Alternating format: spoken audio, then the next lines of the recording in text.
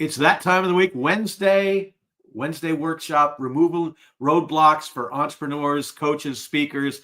And if anybody's been following me for any length of time, you know there's three words I talk about over and over and over. And those three are clarify, simplify, and amplify. Today, we are going to take that last one, amplify, and we are going to ratchet it up. We're going to take you from being an unknown commodity to an unignorable expert with one of the best in the business. Welcome my guest, Melanie Benson.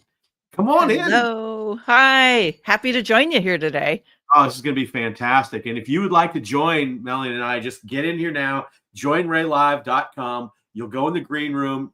Melanie was just there. We've got a charcuterie board, a hot tub. There's a fridge with some Dove bars in there, nibbling on the Dove bar, just sit in the hot tub back there. Or you can come on and live and ask questions. If you see this after it's live, put the questions in the comments because I'll make sure that Melanie gets them and can answer them for you. I'm only here for the cocktails, Ray. I mean, that's what we do here, right? Yeah, it is. This is happy hour. I look at this as happy hour every Wednesday, coming on, talk to all the people out there, having a good time. So let's talk about stopping from being the best kept secret in your industry. I remember thinking that years ago, going, oh my God, somebody posted that. Are you the best kept secret in your industry? I'm like, yes. Yeah. I mean, it's pretty mortifying when you discover that you are there. And I think if we are all honest, we've all hit those moments when we feel like we are putting so much energy into our clients' work, and our clients who do find us and hire us are like, you are amazing. And yet we have to ask ourselves, why are more people not catching on? Why do more people not get the value and the opportunity that you present to solve their biggest problems, right? And, Ray, I've been doing this since 2000. I bumped up against that, invisible expert thing as I entered into the business world in my early days. And I've also bumped into it every time I went through growth or I was pivoting the direction I was going with something. And I'm like, oh my gosh, I feel like I'm starting all over again. And I know a lot of my clients come to me because they're like, I'm putting so much out there in the world and it's not clicking. Mm-hmm. And I think there's some common reasons why. If you want to dig into them, happy to expand on it. Let's dig. I know, and also one of the things that we've got out there, I'm going to put it in the comments here, but we have your gift to them is the 7 keys to unlock $1 million visibility streams and become an unignorable expert. So that's what's there for you. I'll put that in the comments and pick that up and click on that link right there. But tell us all about it. Well, I think there's a couple things that commonly happen. Well, actually, there's 3 things I want to bring up. One of which may or may not be what you're experiencing right now, but a lot of the people I talk to, they find out this is in their blind spot. And a blind spot is something that you can't see. It's like the forest through the trees. It's like you see the same problem all the time, but you're seeing it through your lens. And then when I see it through my lens, I'm like, oh my gosh, you have a visibility barrier. And these are things that come from you have a fear or a limiting belief or a pattern running that keeps you from really allowing your expertise to be recognized in your community, in your industry, through to peers and potential clients. And sometimes there's like something going on, like on an emotional level, but oftentimes it's just simply the lens in which you look through visibility is clouded by your current reality. And your current reality is keeping you in a safety net, or it's keeping you locked in this, hey, I have to do all this hard work. In fact, I was talking to someone who's considered joining my program last week, and she's like, oh yeah, I'm trapped in this. I got to work more to make more paradigm, and I need to break free of that. Not that there is an effort, it's just, the amount of it. So I think there's a lot of unconscious visibility barriers. Sometimes on my podcast, people talk about they have unconscious commitments to keep things a certain way in their life. And so that's one of the places that really locks us up from amplifying the reach of our message and the work in the world. I think the second thing, did I hear you say you work with a lot of coaches as well? Like you work with consultants and people who are in a service business. I thought I saw that on your LinkedIn. Here's what happens. You know how good your work is. You know how your process is going to transform somebody's experience and potentially deliver this outcome that they desire, right? Yet, if I go and read your LinkedIn profile, or I go to your website, or I look at the messages that you're putting out, I don't get it. Here's why. Your message does not convey your brilliance. It does not set you apart from anyone else. And either you are confusing people because they don't get why you and why you now, which is really important. And, or you're so caught up in telling people how you're going to get them there, they don't know why they need you because you're focused on things like how I coach you or my process, or, here's the methodology I use. And in my experience of 24 years coaching and my own experience of melting down my like my conditioned thinking about how I had to tell people about my work, they don't need to know how you get them there until they know they need you or they want the outcome. So messaging is something that is such a game changer. And I've kind of leaned into this idea that as somebody who is here to make a great impact, you have something that can help a lot of people. You need to be a lighthouse. Hmm. And a lighthouse is irresistible. It's like it's got this magnetic component that pulls you in, right? And when people sound like everybody else, they don't get it, right? Like they don't know why you. So those are a couple of the big reasons. I just want to check in and see, what's where you want to go with that. Well, one of the things I think that you really hit on that is so important that took me a while to figure out.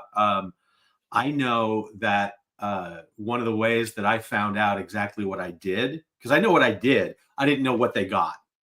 Mhm. And I asked my clients, and I Yeah. sat down and I go, what is it in my head that if you could pay for it to get my head into your head, what would you want?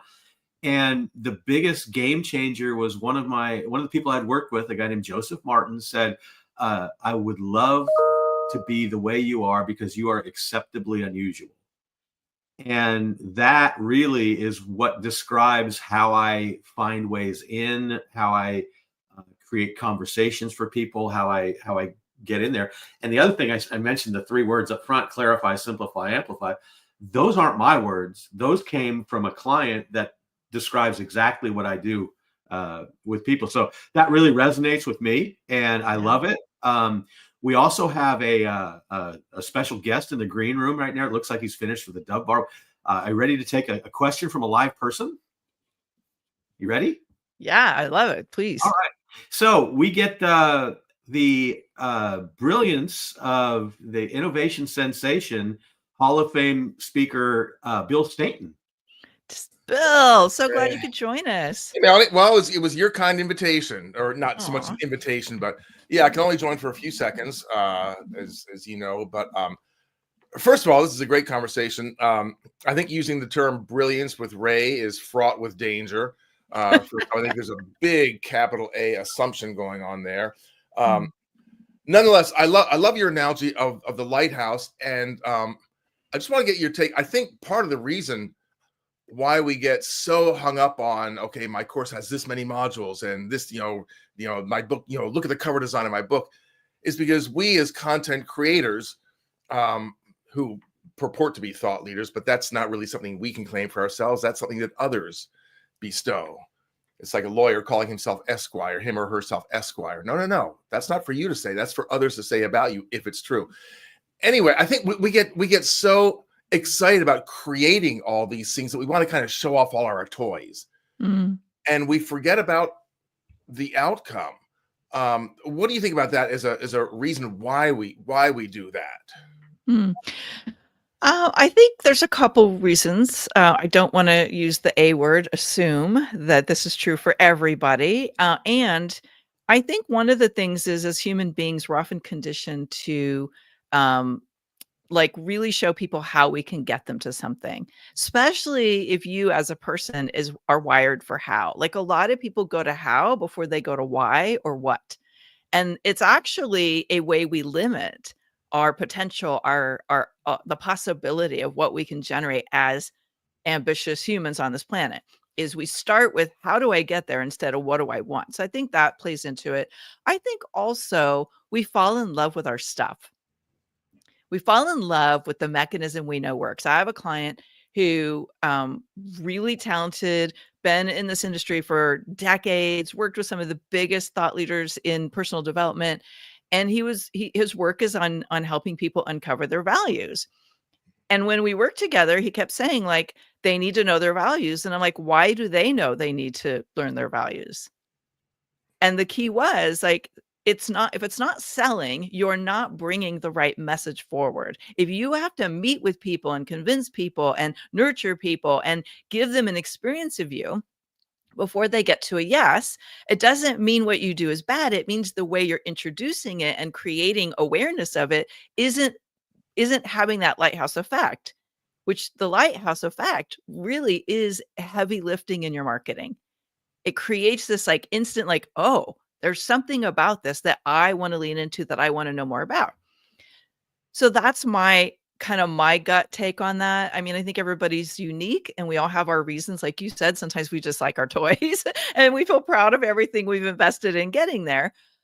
But people, again, in my experience, they don't care about how many times we meet or how many modules or any of that until they know, hey, I want to amplify the reach of my message in the world. I want to start filling my programs with more clients. I want to attract a new kind of client. Can you help me pivot the way people experience me in the visibility side? Awesome. Thanks. Yeah, thanks for such a great question. Glad you could pop in with us a little Sure. bit. Yeah. And now I've got to pop out, unfortunately. Out you go, Bill. Thanks for popping in. It's great to Enjoy your Dove. Enjoy your Dove bar. Ray. grab some salami off the charcuterie plate on the way out. So Okay, try to find what I click here to exit. I can't figure it out. Ray, could you just? I'll remove you right there. Bye-bye. It's so funny, and it's because I talk a lot about what people do to connect to businesses or individuals, depending on what they're doing. And what we do is we put this tremendous roadblock in front of us because we're trying to be polite.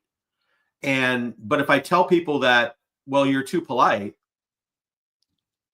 they're like, no, I'm just trying to get business.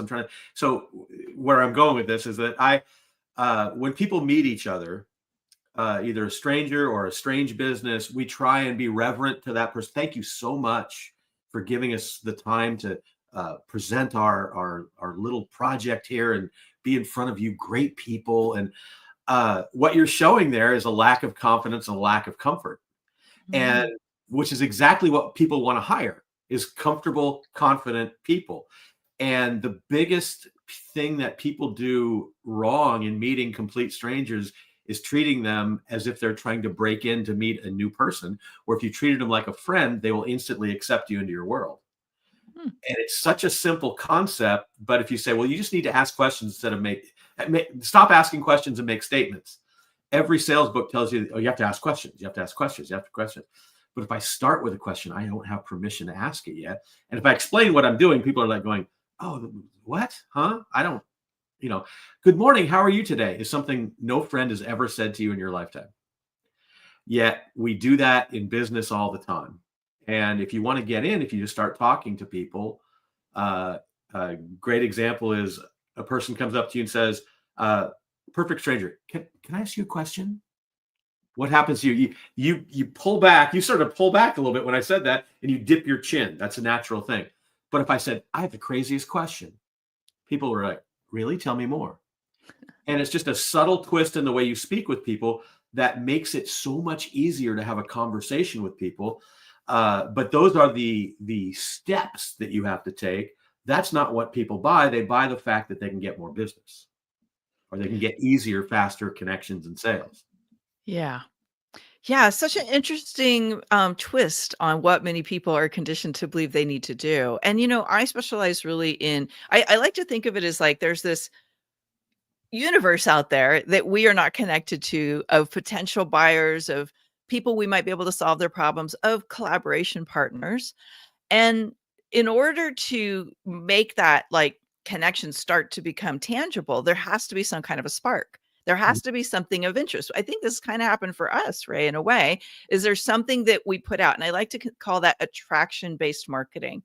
You've put something out that's resonating with a community that you really want to attract in. So that's the content, that's the lighthouse message, that's the pillars of your framework that we can draw people towards us. Now, if I understand correctly what you're talking about, that next phase would be once they're in your orbit, they've moved out of that greater universe and into connecting with you, how you move that person into, hey, what else can we do? Or tell me more, right? Like that's that be a friend, be a connector. And I think what happens for a lot of people is they're doing a version of what you just said, where it's like you're waiting for things to come to you. You're waiting for somebody to recognize how amazing you are, the problem you solve, the work you do, but you're not doing anything that puts that attraction factor out.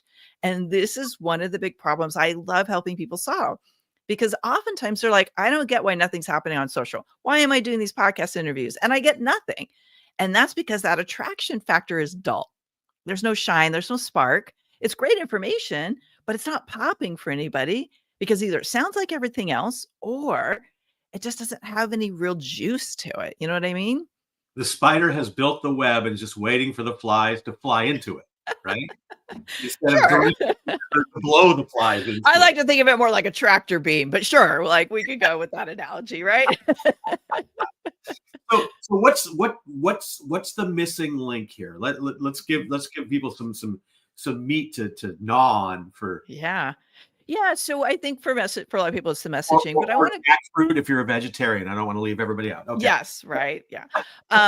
We're talking about these 7 visibility frameworks, the framework that I teach. And I think a missing piece for a lot of really talented speakers and experts and, people who get like, I do need to be more visible. And Melanie, I'm out there, I'm doing it, and I'm getting zilch. And that's something that I talk about in this gift that you're mentioning in the comments. You have to have alignment. When the way I teach people how to be visible and how to have these conversations that draw people to you, it starts with, is the topic interesting? Does it build some like spark, as I mentioned? And I call this building a golden thread. It starts with the spark, that initial interest. Okay, this is a topic I am willing to invest a few minutes or maybe a half hour or whatever it is learning. Your topic opens the door. If you don't have the topic right, and a lot of people don't, it's boring, it's the same, it's generic, it's vanilla, just blends in everything else. If you don't have the topic aligned, you're not even getting listened to. The second thing is you got to have the right people in the audience, because now you're building intrigue. And that's where the messaging and the way in which you tell your stories and the frameworks that you share, they really need to be dialed into the person that you want to draw towards you. Like you want this irresistible quality. And if you don't know who they are and you're speaking to everybody, it's going to still fall flat, right? I know you know this because you've been a pro in this industry for a long time. And then the third piece is you have to have something that's worthy of them taking action. This is where it falls apart for a lot of people. So let's say you got the topic nailed, you've got the audience aligned, you've chosen well, you know that this is somebody who really serves your ideal clients. There's synergy, there's this collaborative energy between you and the host. You've built the intrigue. You need the person to be invested beyond listening to you. So how do you do that? You got to have something that is so interesting, so compelling, so helpful that really can move them towards the solution. And if you're like, yeah, just book a consult. Well, guess what's going to happen? Only the people who are like, I want to work with them are going to do that. You've missed the list building opportunity. You've missed the opportunity to teach them more, share more, be of value, and have a way to connect beyond that conversation they listen to. So I call it the golden thread: interest, intrigue, investment. And you have to have the right components in. And that's a big part of, if you do want to get the resource, melaniebenson.com framework, it's my 7-step framework for how to access and cultivate $1 million visibility for your business. That's a big part of it. Audience alignment, synergy, making sure that you really, really, really understand what you need to talk about and it's relevant. And also, if you have questions and you're seeing this later, make sure that you put them in the comments. I put the link to the framework in the comments, but I will make sure that Melanie gets your questions and we can answer them for you. One of the things that I think is so important that people hear this phrase all the time, and you mentioned it not really in that context, but it's something you talk about, where you're talking the concept of niching to the right, and not talking about too many people.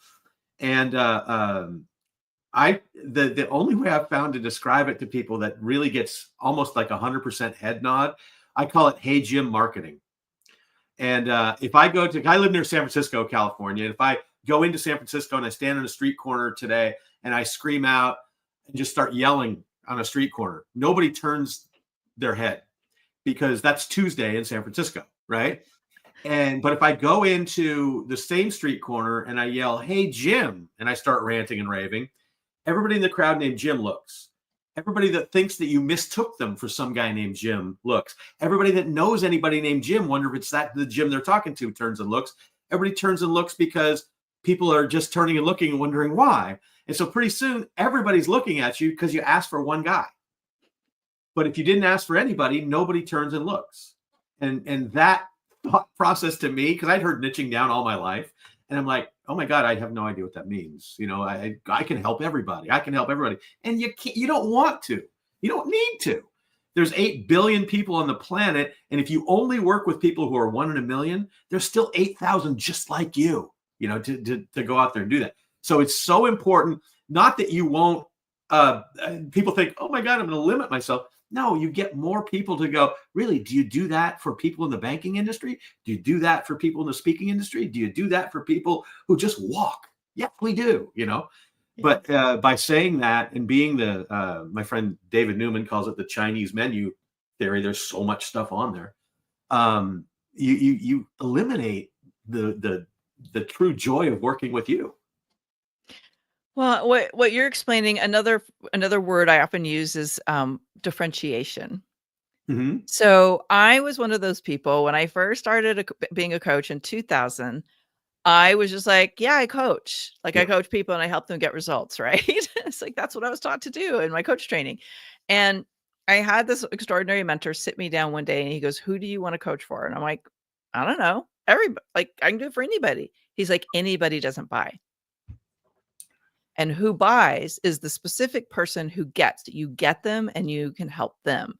And when I started to really learn about messaging, one of the greatest reinforcements of me being willing to lean in and differentiate myself against all the other people who do any kind of visibility and business coaching is, why me and why me now? Mm-hmm. And who is the specific person that's going to get the best results? Here's what can happen. If you're one of those people where you're like, I don't want to have to specialize that much. Like, what if I lose clients? I had that fear too. But what I can tell you is, as a specialist, what happens is you tend to actually be easy to say yes to when you know you have that problem, and this is a person that specializes in it. You are basically implying and teaching, I have training, I have results, I have a track record. All of those things kind of are implied in your specialty.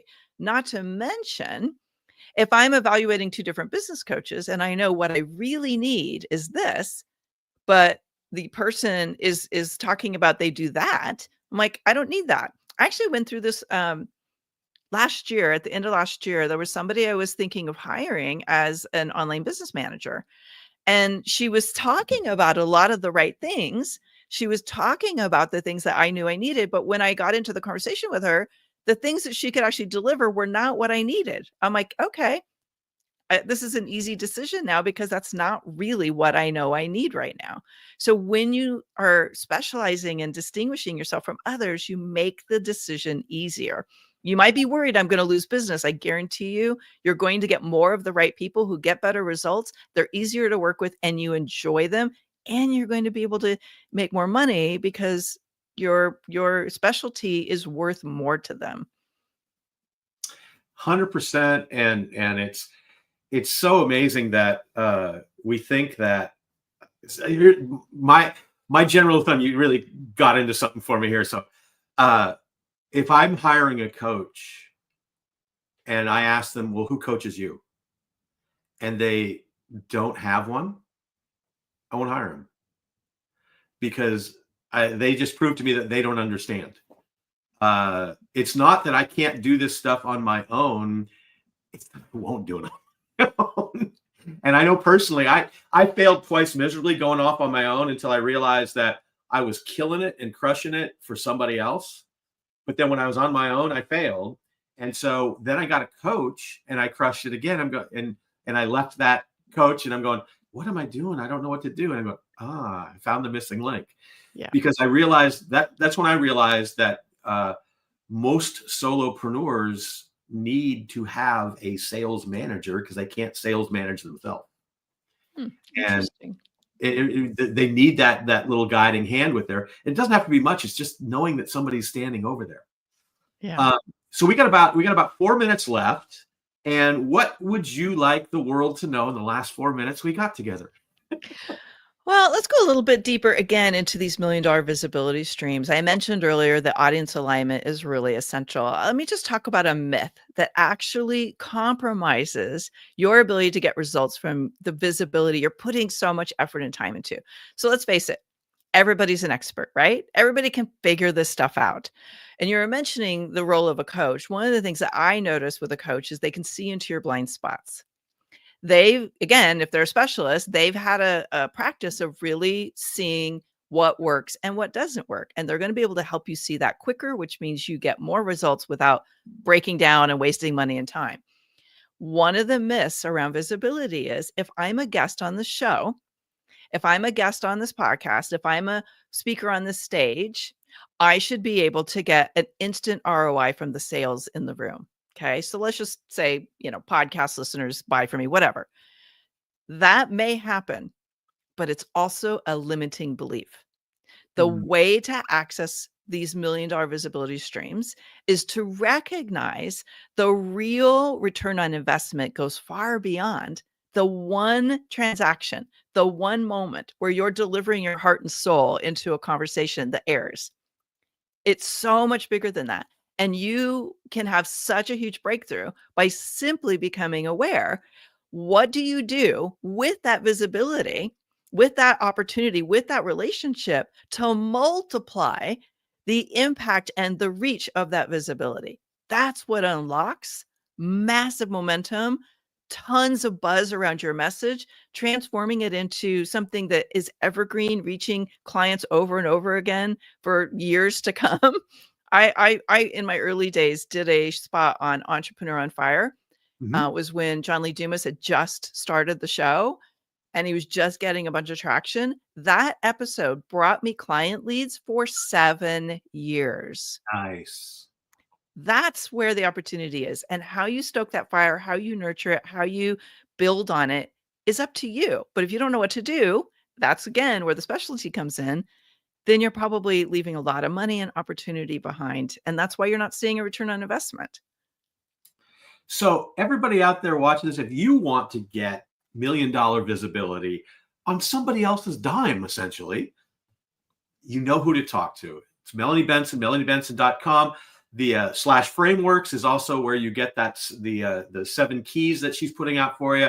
It's been fabulous talking with you today and getting to know you. I hope this is, I think this is like the end of Casablanca. I hope this is the beginning of a beautiful friendship. So, yes. We speak the same language. We think the same things in little different areas. So that's such a good thing.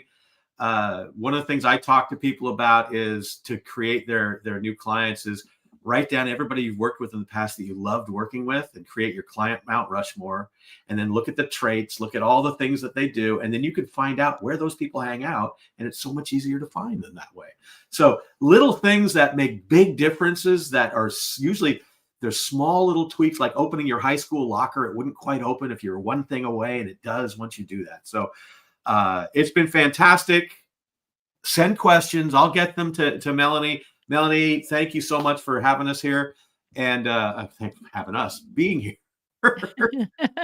Hey, I loved it. And I can't wait to connect with you. If you're listening in, make sure you reach out and connect whatever platform you're on, and give Ray some love for the show. Share the show. Give him some kudos for putting together so many amazing guests. We got some great people coming up. We've got Sophie Lechner, who's coming out with a book about the same type of thing we talked about here. So thanks, everybody. I'll see you next week.